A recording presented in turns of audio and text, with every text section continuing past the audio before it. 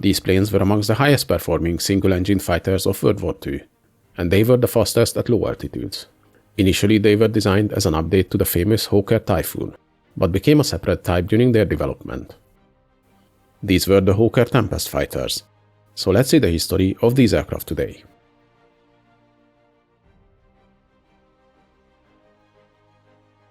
To understand the history of the Hawker Tempest, we need to go back before World War II to the point when the famous Hawker Hurricane just entered service. Right after finishing the work on the Hurricane, the design team in the factory, with the lead of Sidney Cam, immediately started working on a new fighter, which was planned to be the successor of the Hurricane.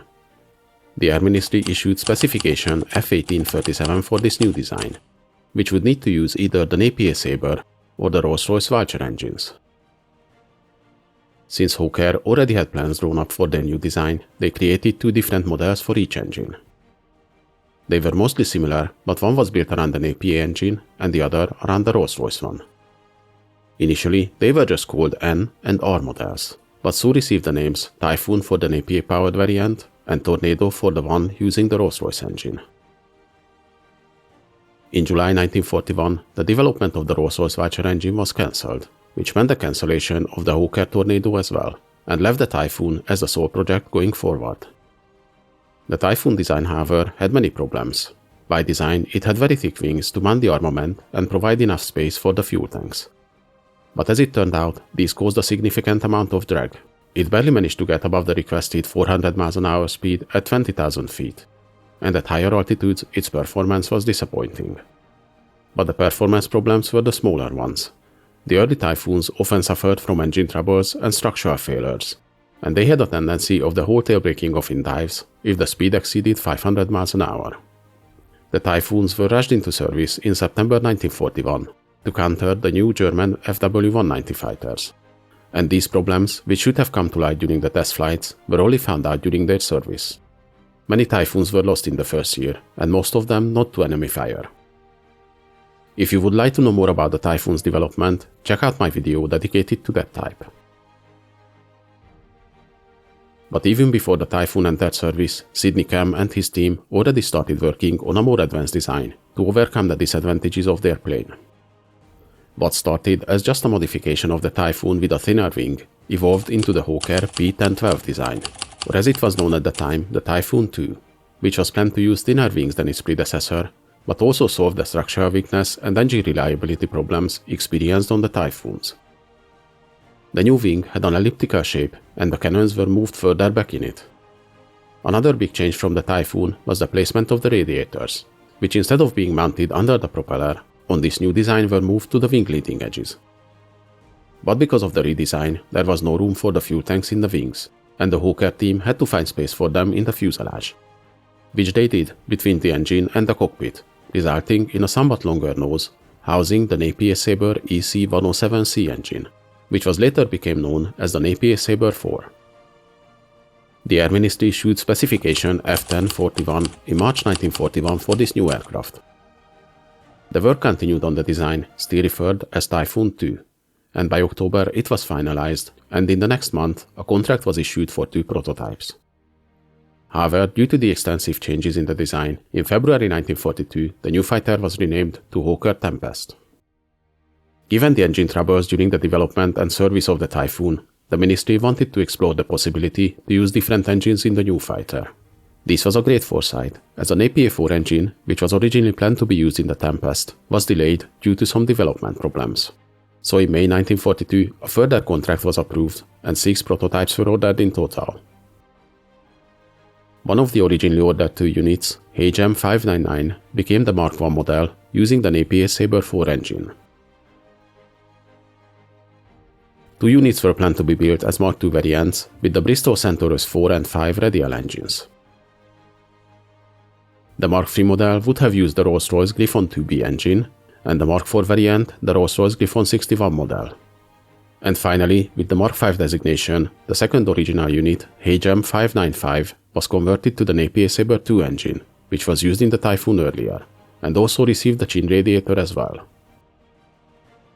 Because of the earlier mentioned engine troubles, the Mark V variant was the first one to fly in September 1942, and visually, apart from the wings, was very similar to the earlier Typhoons. using the same canopy, similar tail, and a big chin radiator. It was soon updated though with a new bubble canopy and a much bigger tail fin to compensate for the loss of stability caused by the different fuel tank placement. During development, 2 of the Mark V models were also tested with an APA-5 engines. These models used annual radiators, and later they also received tunnel spinners for better cooling and aerodynamics. The next one to fly was the Mark I model in February 1943, which finally received an APA Sabre 4 engine.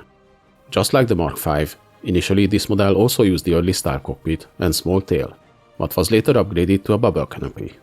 This model managed to reach 466 miles an hour speed, but despite the performance, eventually it was abandoned after the APA 4 engine's development failed.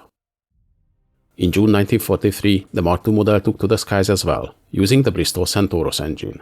And just like the other models, at first it used a small tail, which was later upgraded to the new bigger design. But the Centaurus engine was a cause for constant problems on these models. Vibrations, overheating, and malfunctions hindered the development, and because of that, the Mark II model only entered service after World War II ended. But we will get back to this model a bit later. During development, it was decided the Mark III and Mark IV variants using the Rolls-Royce Griffon engines should be cancelled, as these engines were needed for the Supermarine Spitfires. The Mark IV model was never built, but eventually the Mark III made a comeback as the prototype for the later Hawker Sea Fury naval fighter, and its maiden flight happened in November 1944, now fitted with the Griffon 85 engine. The Air Ministry was so eager to get a replacement for the troublesome Typhoons that in August 1942, even before the first flight of the Mark V model, they placed an order for 400 Tempest fighters, 100 of them being the Mark V models, and 300 would have been the Mark I variant. But since the Tempest Mark I never reached production thanks to its troublesome APA-4 engine, in the end, because of the delays and cancellations of the other variants, all 400 units were built as Mark V models. The first 100 units built used the Mark II Hispano cannons, which on later models were changed to the short-barreled Mark V variant. And if we're talking about the modifications on the different models, let's take a look at the Tempest variants.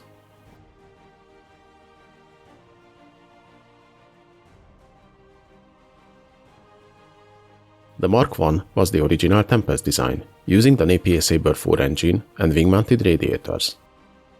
Originally, it used the early style cockpit, later it was upgraded to a bubble canopy.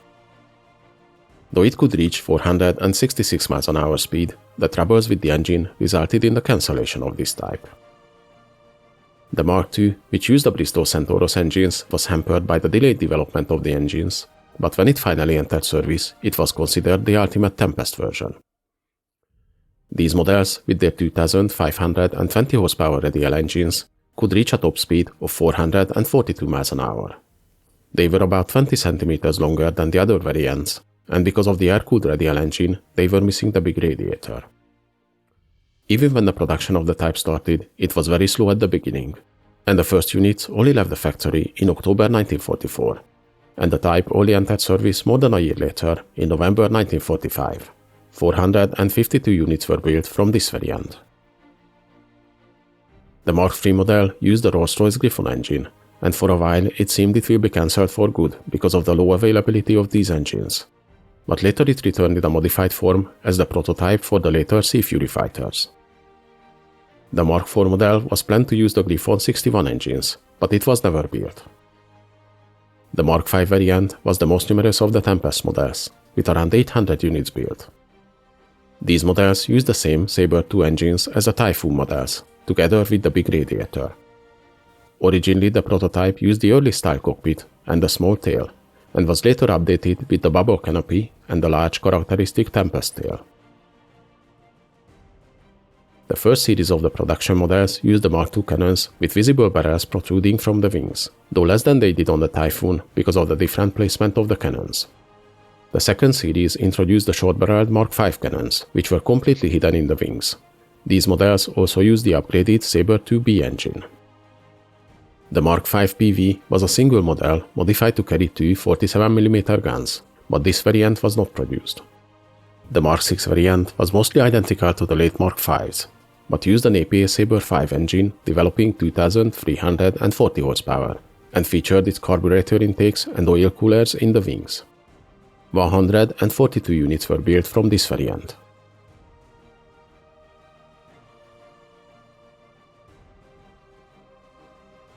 The Hawker Tempest was 33 feet 8 inches long, with a wingspan of 41 feet. It had an empty weight of 9,000 pounds and a maximum takeoff weight of 13,640 pounds. The fighter was powered by the Napier Sabre II engine, developing 2,420 horsepower.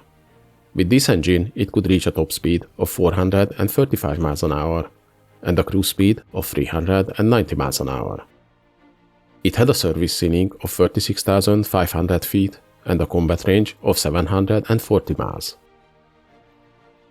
The fighter's main armament consisted of 4 20mm Hispano cannons, and it could carry either 2 500-pound bombs or 8 rockets under the wings.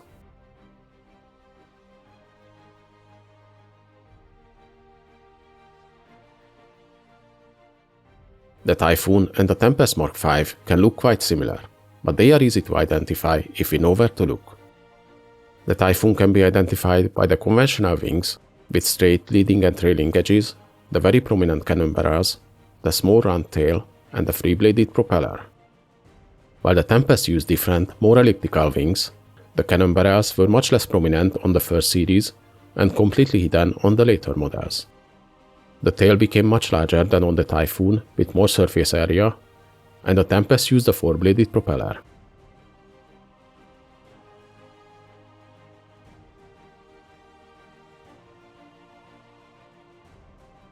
The Tempest was accepted into service by April 1944 and started to replace the Typhoons at the units. Their numbers grew quickly and they were used for many different types of missions: high-altitude patrol and defense of England against the flying bombs, reconnaissance, and low-altitude ground attack missions over Europe before D-Day. During these missions, they attacked airfields, radar installations, and other targets. The Tempest, as a great low-altitude fighter, was a great counter against the German V-1 flying bombs, and by the end of the war, they were responsible for destroying about 35% of all V-1s shot down. The Tempest units supported most major operations, and apart from ground attack missions, they proved to be equals to the German fighters in the air as well. Their ability to carry drop tanks allowed them to fly missions deep behind the front lines, making them a very useful tool in the Allied arsenal. The high number of combat missions, however, took their toll on the Tempest units, and their losses were high, as the low-level attack missions put them in a lot of danger. By the end of the war, the Tempest was regarded as the best-performing RAF fighter, and many of the units used them as their last piston engine planes before the introduction of the post-war jet fighters. The Tempest II models entered service after the end of World War II, and these models were mostly transferred to the Far East. But not long after, in the late 1940s, early 1950s, the type was slowly phased out with the arrival of the new more advanced fighters, and the last ones retired in 1953. The Hawker Tempest, though it started its life as just an upgrade of the Typhoon, in the end became one of the iconic fighters of World War II, and with its unique low-altitude performance, flew countless successful missions. Hope you guys enjoyed this video. Please leave a like, subscribe to my channel, and in the comments let me know if there's any interesting events or vehicles you'd like to see.